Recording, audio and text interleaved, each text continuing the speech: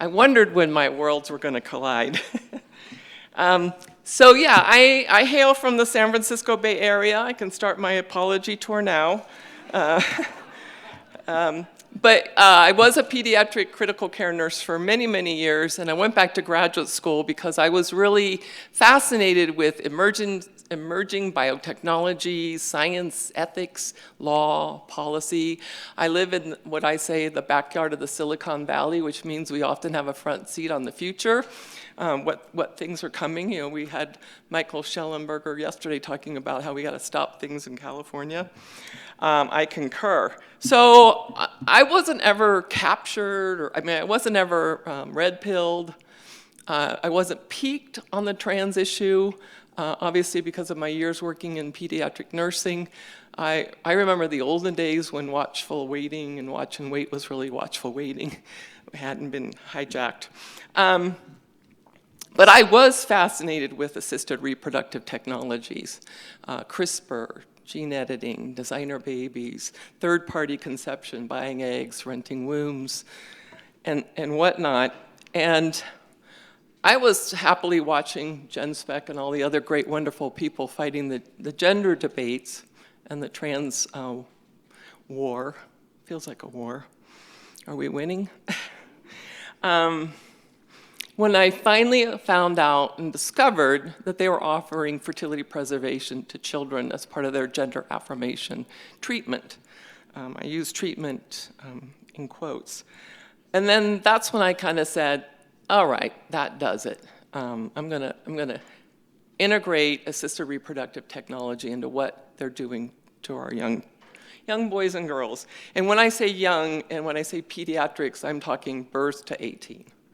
Pediatricians oftentimes see, kids in their 20s just because they followed them, like chronic cystic fibrosis kids. They don't all of a sudden at 16 have to, find new healthcare providers who have managed their health for 16, 18 years because they're a certain age. But when I say children in pediatrics, it's in that, birth to 16, 18 age. So what is fertility preservation? Somebody's keeping time for me, right?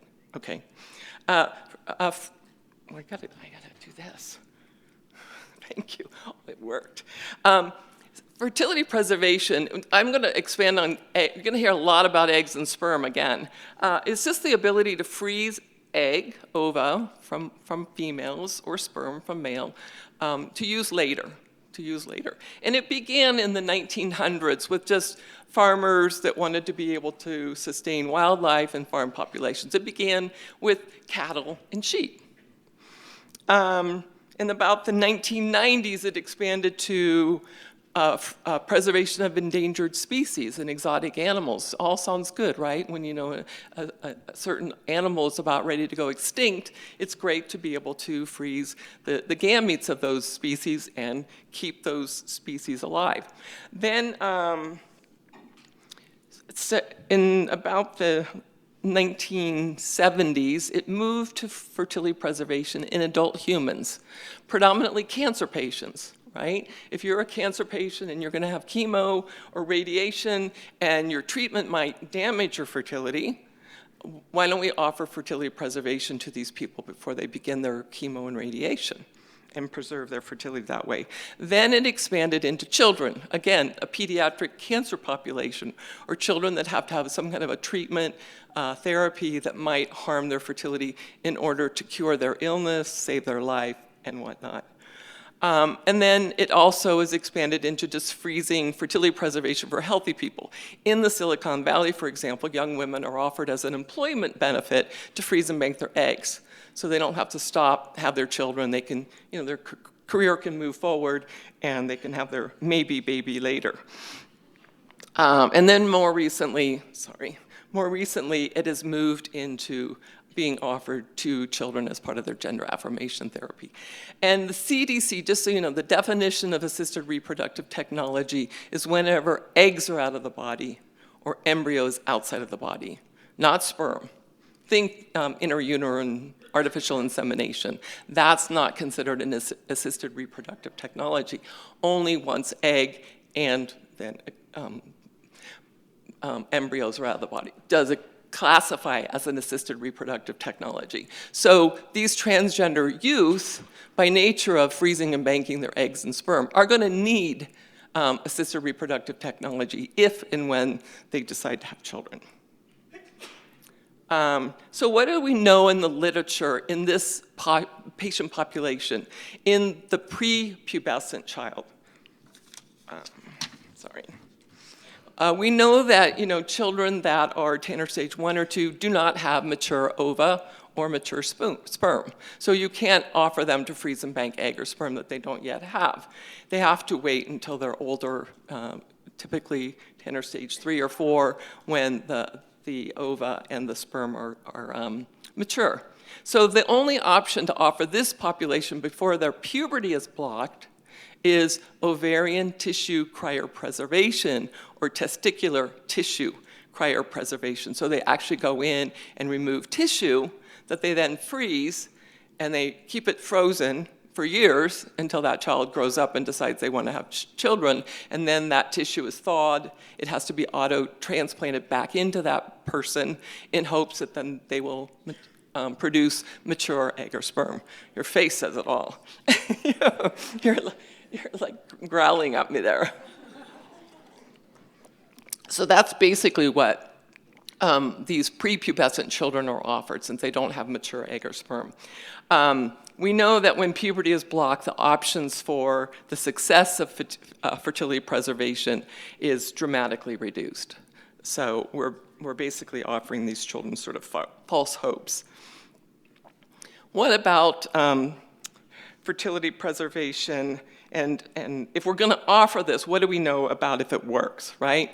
Because these kids are being offered it, and I would say that if you're a physician or a healthcare professional and you're offering something to somebody, it makes sense that the person will assume you're offering it because it works, right? They're not going to offer something that doesn't work, that is just bullshit.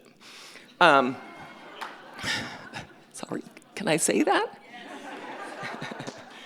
So the data that we have is mostly in the adult population. And we have very, very little data in the pediatric population. So I have a manuscript that I co-authored with Dr. Michael Lahl, who's an endocrinologist, and Dr. Angie Thompson, who's an OBGYN doctor, that is now ready to be submitted and go through the peer review process. So a lot of what I'm reporting is what we've discovered in writing this paper that we hope will see the light of day in a journal publication. We know that in the medical literature, in the pediatric female patient, meaning these are kids that were sick, cancer or whatever, not trans kids, but in pediatric patients that did fertility preservation. We have 2 live births reported in the medical literature of premenarche young girls who had to have the ovarian tissue cryopreservation. We have 1/3 female that's reported in the medical literature that had to have, it failed the first attempt, but the second attempt it worked, but she had to use IVF. So she wasn't able to naturally conceive. She wasn't able to get her tissue, her ovarian tissue, auto-transplanted back, and then on her own spontaneously produce egg that through regular intercourse she was able, these girls were able to conceive pregnancy. So in this third case, the young girl was able to have a live birth, but it was using assisted reproduction. And the report in the medical literature on this particular case was the baby was born premature. In pediatric male patients, again, patients, meaning sick kids, cancer kids, whatever, we have no reports of successful live birth in the medical literature. The unknowns are huge. We don't know how many kids were offered this and chose it. How many kids were offered this, chose it, and then went on and tried to use it. So those are just mystery numbers, right? So all we know is 3 cases of young girls that were able to successfully have a pregnancy that resulted in a live birth, and 0 are reported in the literature of men. Sorry. So post-puberty kids, different demographic. These are kids that have mature ova and sperm, right? So we can freeze and bank them. We have a couple of surveys that are out there, and you might know of more that I'm unaware of, that just show how many of these gender confused, transgender identifying minors are opting in for fertility preservation. How many are opting in if they're offered it? We don't know how many are being offered it, but how many of them are offered it are choosing it. Very few in the studies that I cite here, that most of them don't. And overwhelmingly of the people that do, it's mostly boys. And if you think about how easy it is to get sperm out of your body as a boy, and how onerous it is to get eggs out of a young girl's body, that might be part of it. Some of the studies cite that these are children that I don't want kids. They think now that they don't ever want children, or if I want them, I'll adopt them. Or one study actually talked about something that Joe Burgo talked about, was a lot of young boys are just disgusted with masturbation. So they know if they're going to opt to freeze and bank their sperm, that's the way they're going to have to get it out of their body. So does it work in this population? Don't know. Don't know. It's a new encroachment, if you will, of being offered fertility preservation, a new demographic. And the American Society of Reproductive Medicine still classifies fertility preservation in all of pediatrics, no matter the reason, as experimental. It most recently was removed as experimental in adults, but it's still experimental in the pediatric population. So is it hope or is it hype that we're offering these kids? Again, most of them don't choose it. We need to understand more why they're not choosing it.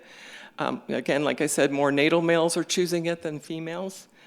Fertility preservation counseling and informed consent is not standardized. Are these children being told, oh, by the way, only 3 young girls that we know of who opted for this were able to have a baby? We know of no young boys. Is that part of the informed consent process? When you look at the CDC data, because I've been tracking the CDC data, which is the only place in the United States that tracks assisted reproductive technologies and the success is measured by live birth. And it's really paltry, the data that they do track. The most recent data shows that we have over 326,000 IVF cycles were done in that 1 year, and less than 80,000 resulted in a live birth. So that's a pretty high failure rate. And the failure rate is, there's many variables. Do we use fresh eggs or fresh embryos or frozen embryos? Did we use a donor egg from a healthy young woman? Was there an underlying fertility issue? Was there an age issue? Because we know as women, as we age, our fertility and our risks of pregnancy successfully ending in a live birth are diminished. So, again, that is part of the hope or the hype. Are we offering these children something that will actually ever result in them becoming parents? And the fact that, we don't know the long-term effects of high-dose cross-sex hormones and how that negatively impacts their fertility. And what about the transgender youths that have reproductive surgeries? If you're a natal female who's had a total hysterectomy and you're partnered with a man, well, if you're going to hope to use your banked gametes and conceive and have a live birth, you're going to need a surrogate womb. You can imagine the different ways that people might be partnered, because you need an egg, you need a sperm, and you need a womb. And if you're partnered in some kind of configuration that doesn't have all those 3 ingredients, you'll need those from third parties. What about the people that haven't frozen or banked their gametes, that were allowed to go through puberty, but they just want to stop their cross-sex hormones? And they just say, well, why don't I just go off my testosterone and see if my fertility resumes? What if I go off my estrogen and see if that happens? We don't know. right? We don't know if the ovaries and the testicles will respond to the natural signals for doing what they're supposed to do. That's a big unknown. We don't know of the long-term effects. You know, do you have to be on T for a year and you can go off of it and it's fine? What about 2 years? What about 5 years? You know, we don't know what those long-term effects will be. Will normal ovulation and menstruation resume? We don't know. Same with men. Will men naturally start producing normal sperm? We know that the sperm has signals. It's got the little engine, the little motor. It's got to get to where it's going. We don't know if that will be negatively impacted. Will fertilization and implantation happen? You know, you may be able to get pregnant or conceive in the laboratory, create embryos, but will that womb that's been exposed to the wrong sex hormones for many, many years be receptive to implantation and a normal pregnancy? And also, what will be the impact on the developing fetus? What kind of histological changes might be present? We don't know. It's experimental. So, in conclusion, it's experimental, limited, incomplete data, lots of unknowns. I would just say that, you know, parents and minors have a hard time grasping this. You know, parents ultimately are giving the informed consent for their children to do this. We heard somebody in one of the presentations yesterday, I apologize who, but you know, the desire of grandparents. Maybe parents are pressuring their children because they want grandkids, the fact that these are minor children that they can't even, you know, I raised 4 children myself, you know, getting kids to find where their shoes are and make their beds, let alone if they want to have children when they grow up. I don't know how all that. And because I do watch where fertility medicine is going, maybe all of this is going to be a moot point. You know, sort of C.S. Lewis's abolition of man. Will our final conquest be, you know, that we abolish ourselves? But, you know, reproductive technology is moving to the fact that we're going to have synthetic egg.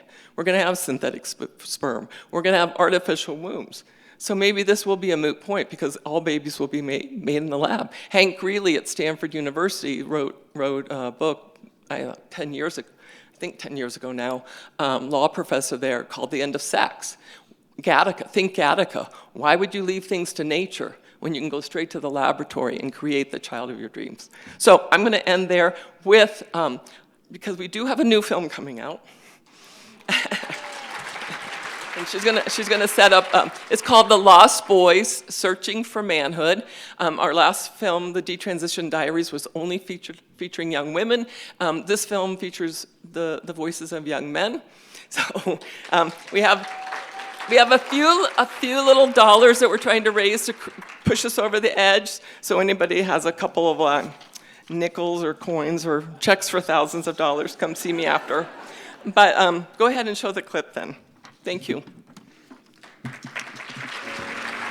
The whole gender ideology movement has brought us back to very regressive views of what it means to be a boy and a girl. No happy person transitions because they are happy. If you don't fit in or feel lost in the real world, you can then opt out and live in this other world. There's really like deep, you know, aspects of being male that I can't bypass. And within 30 minutes of a Zoom conversation, I had a prescription for estrogen. Is this really something that I would want to be fighting against for the rest of my life? It's self-hatred, not self-love that drives you there.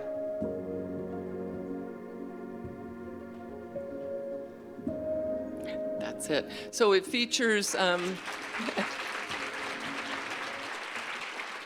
the film features the voices of 5 male detransitioners, and also, as you saw, Dr. Joe Burgrow is in it, and Dr. Oz Hakim, and also Graham Linehan. So it's an all-male cast, and 2 women are the filmmakers. We don't know if that will make the feminists mad or happy. I don't know. But we decided that, you know, the boys' stories, I'm sorry, I'm old enough I can call all young men boys, because I feel like they're all my children. We feel that the boys' stories are important They're unique, there's similarities, they're unique, but they're important, and we just wanted to give them their opportunity to talk about their situation. So I think, do I have time for a question or not? I will leave, you're behind schedule. Okay, no, I